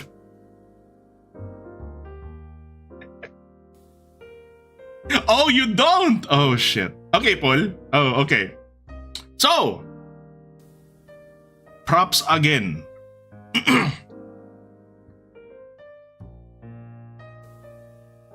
There was one day, I don't know why, someone brought a freaking dartboard with darts, and we were just kind of like tossing darts on it. Just thankfully that one was non-damaging, non-destructive. But for science class, we were also taught to bring small balloons, like for water balloons. So that's a science experiment. What happens after science class? Well, now we're here. This is the chaos class that almost set the building on fire. And through water balloon, we had water balloons. So what did we do? Balloon target practice. Precisely. What we did then was we tied some water balloons to the top of the dartboard. Target practice. Science class was done. We weren't gonna need those balloons anymore.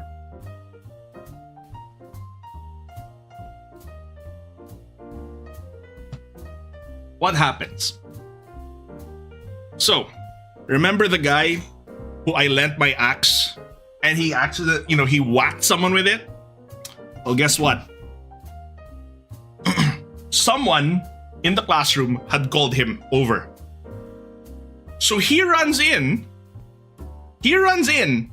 as someone tosses a dart.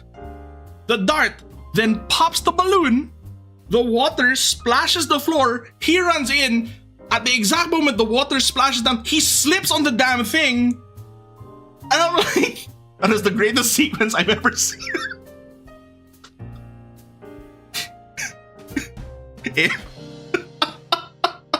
He was running pretty fast, so he stumbled pretty badly. Why do I have a sword here? It was just for demonstration purposes, Kat. Thankfully, he wasn't hurt too badly, but the stumble was glorious. I told you, it's slapstick comedy skits. It's straight out of a Saturday morning cartoon. Oh my gosh. I never thought that was possible. And then I tripped on a banana peel in the corridor. And I feel like, what is my life coming to? I literally slipped on a banana peel in the corridor, chat. I have no clue. I did not realize it was possible. But it actually happened to me. I slipped on a banana peel. Thankfully, that was the lightest of the mishaps that I had. Whiplash started young. I need to tell you guys about the dumbest thing that happened to me.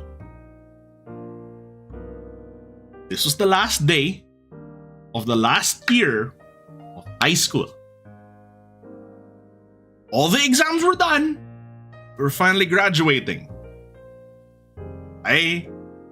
All good. Literally, all you needed to do was go home. Last day of senior year. And I slipped into a canal.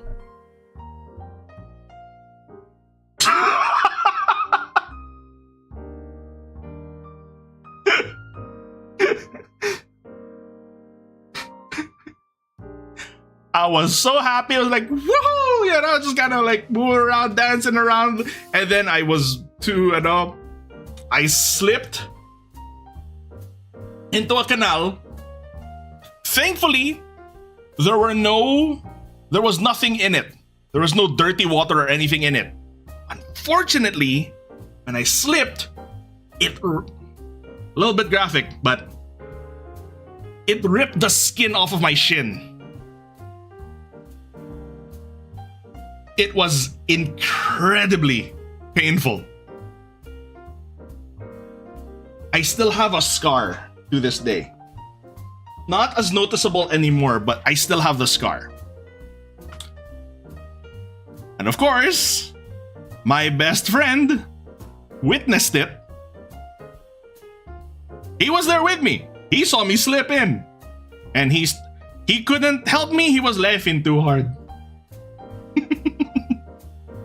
When he finally stopped laughing, he did help me limp over to the infirmary.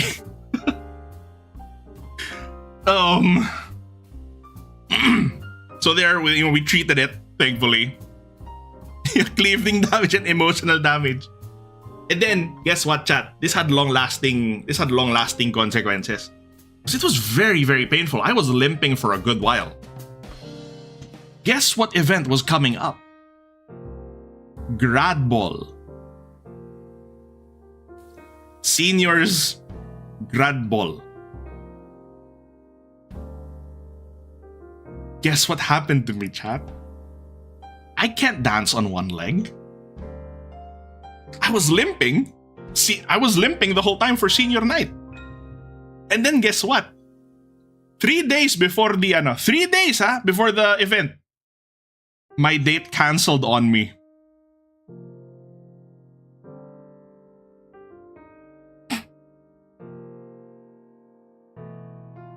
So not only was I there at senior night with a bad leg, but I was solo. I went stag. I did not blame her, nor was I really mad, because it was an understandable, unforeseen circumstance. It was a family emergency. So I get it. I get it. But at the same time, I'm on one leg. I can barely move. And my date canceled on me. Okay. Paul, on that note, guess where Grad Ball was? Oh. Ito yung kicker eh. This is the kicker. Guess where the Grad Ball was? Think it's some fancy venue? Jollibee. Sobra ka na. No. Worse. The covered courts. Bingo. George nailed it. We went to the high school basketball courts. And that's where the grad ball was held. Yeah, George, I think we are from the same school. And it was so hot! It was so hot, it was humid, it was it was so dumb because, they decorated it all nice and schmancy, but you were still very clearly at the freaking covered courts. And because you can't have air conditioners, we had these giant industrial fans that were stationed all over the covered courts, and they were just blasting wind, and it's just like, bro.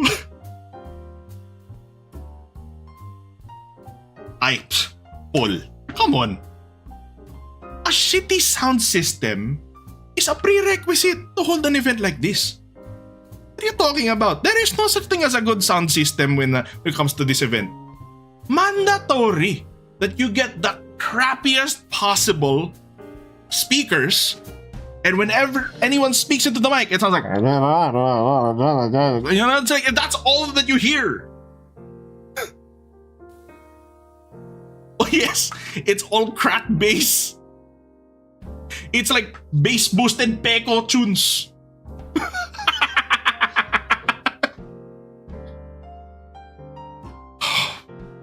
Mm-hmm. All echo, correct. You can see what the Filipinos are in the chat because we're getting some serious PTSD here. It was horrid. It was horrid, Lux. And the playlist sucks too. Yup. Yup. It was awful.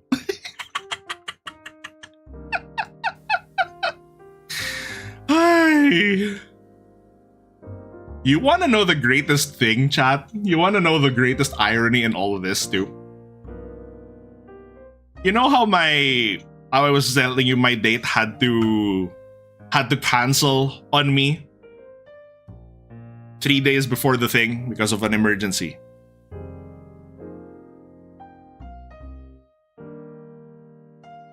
She became a classmate in college.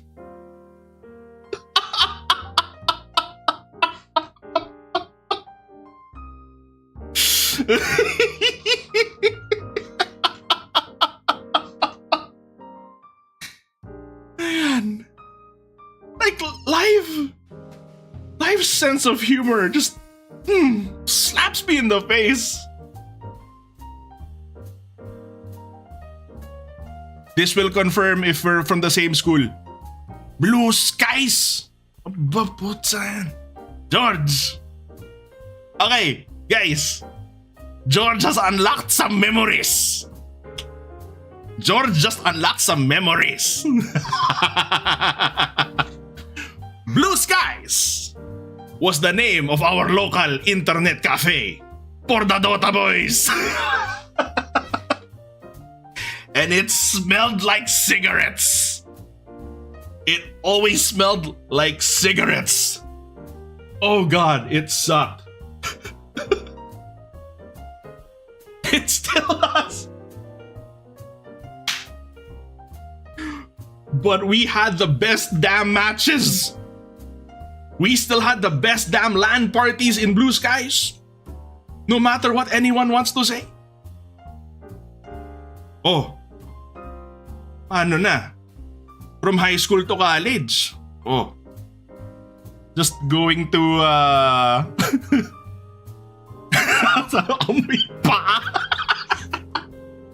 we were in college, right?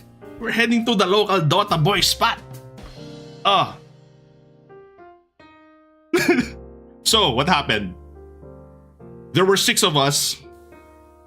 And it was okay, we were going to the internet cafe. And there were 6 of us. The car could only have 5 people. What the hell do you think we did?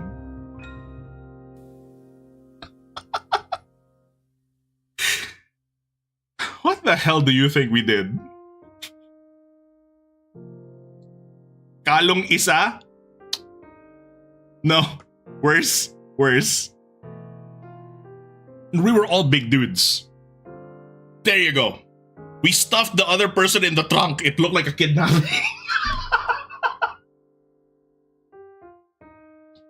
This was in college.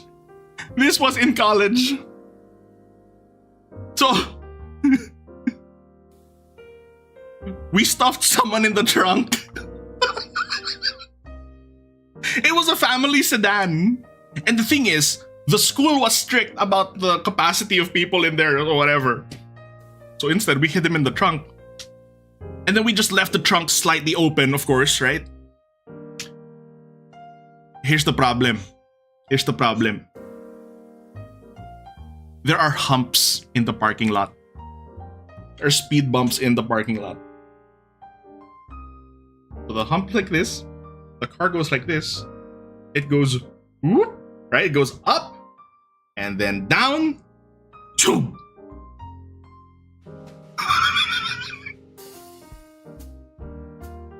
The trunk closed.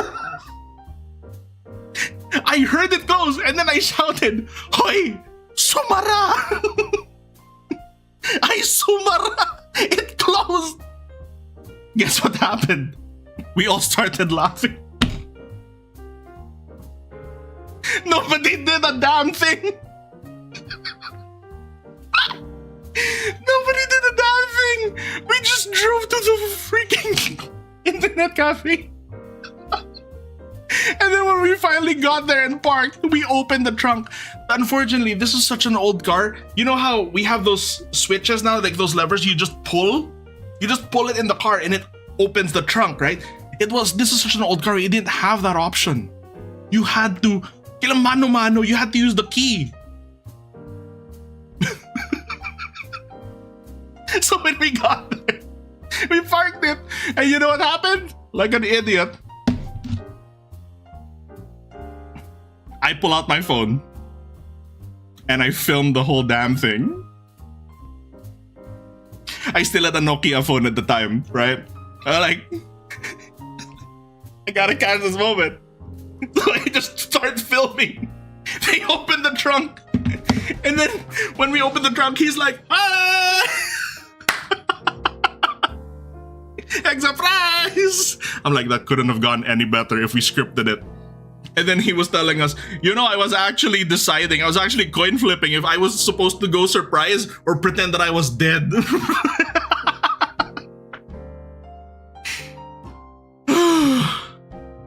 Oh my god. And then we proceeded to have a damn good time at the internet cafe.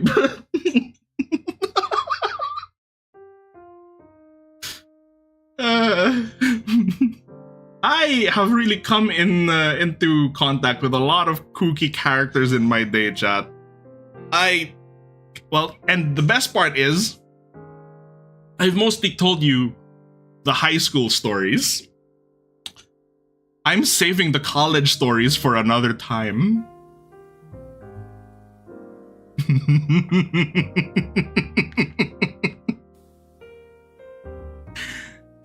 I bet your parents wondered if they smoked back in the day.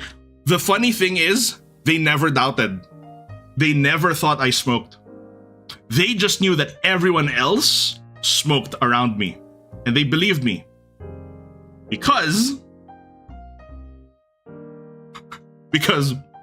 funny enough, all the insanity that I've been telling you guys, my dad was one of them back in his day.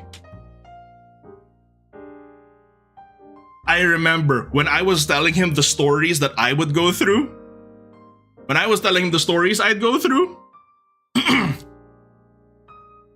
my dad would go and tell me, saying, I'll say it in Tagalog first, then I'll translate, right? Exactly, Saber. Papa War Chief is like, amateurs. Yeah, I was telling him about the high school stories, and he was like, ano, anak? Wala yan sa amin nung araw. That's nothing compared to what we were doing back in the day. I'm like, oh shit. And then he started telling me the stories. And I was like, how did you not get arrested? Like, if that's my reaction, you can just imagine what Dad War Chief was up to back in his day. I guess it runs in the family.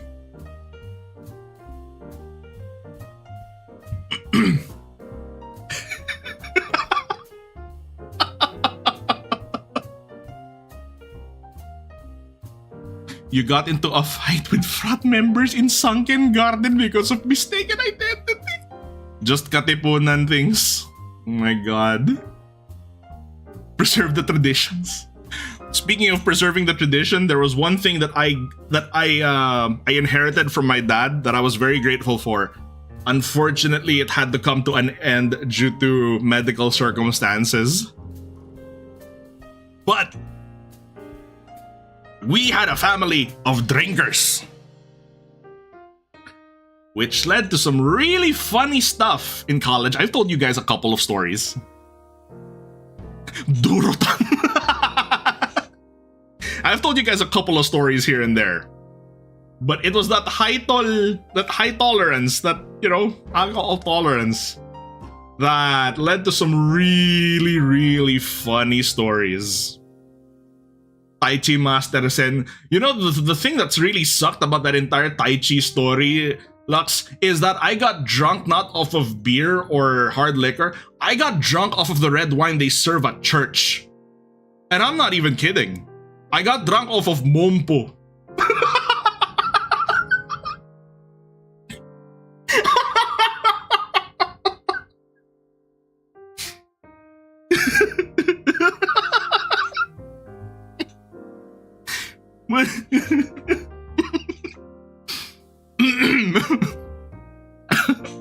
I didn't even know. even know you could get that.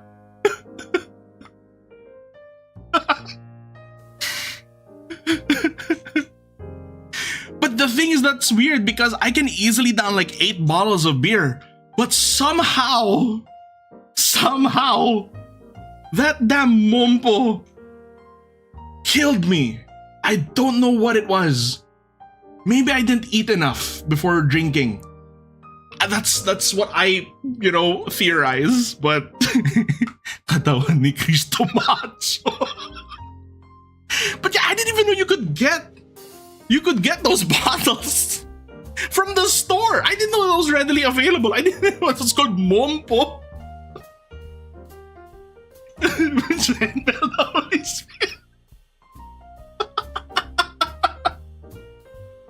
I mean, it's kind of fitting it's kind of par for the course. I mean, it was a Catholic school, so it comes with that kind of stuff. And they're hella cheap. $5 a bottle. No wonder those bastards were able to afford it. Felt the ascension.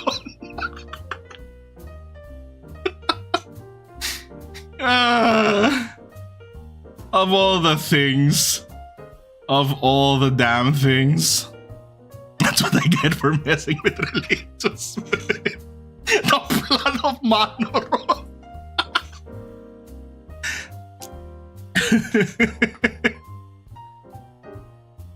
Right? Coming from the Jesuit schools, you get some weird connections. Ay, sus. Si Pedro. He baked the what?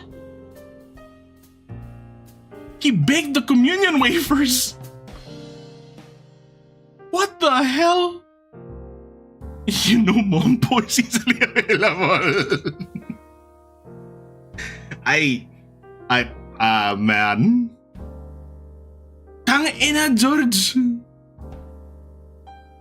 You pretended to be. Hoy! Look, even in our wildest days, I would never imagine to do that.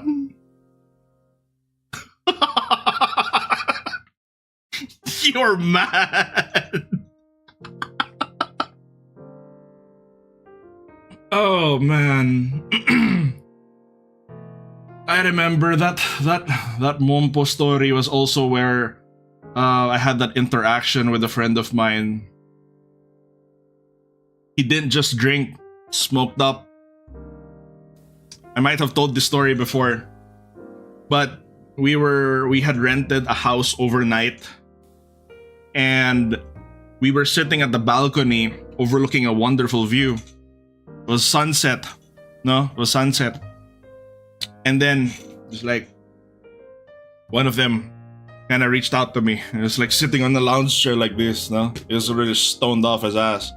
And then he was like, Sen! And I'm like, oh, what's up? He goes, he was saying this in Tagalog. I'll say it in Tagalog because it really hits funny in Tagalog. He was like, alam ko isa ka sa mga matinong tao dito. Like, you're one of the few people here who I can trust. You're one of those like, upstanding, trustworthy folks. Meron akong isang importanteng tanong para sa'yo. Sabi ko, where the hell is this going, right? He goes, I have a very important question for you. Sabi ko, okay. Fire. He goes, sabihin mo nga sa akin, can you tell me? He pointed out towards the horizon. Is that a sunrise or a sunset?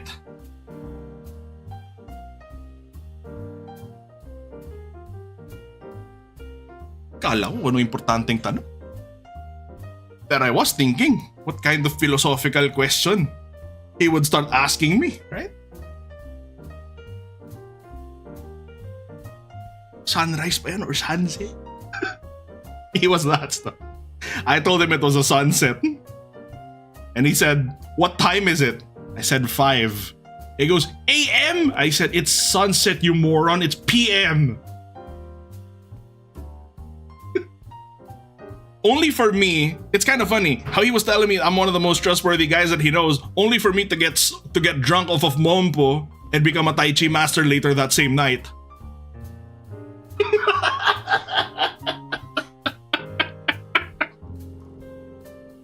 Hi. Boy. Oh man, that was fun. I know. It's really funny. One war chief was following me for a while. Imagine slipping in the canal the last day of school, to then have no date and limping on one leg for grad ball. Slipping on a banana peel. Well, this was really, really fun, chat. I'm gonna save the college chronicles for another time, because that is its own crazy Pandora's box. Because now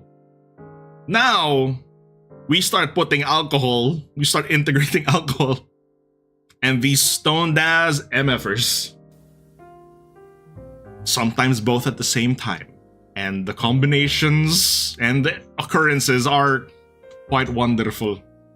But for now, I think that's where I'll end that.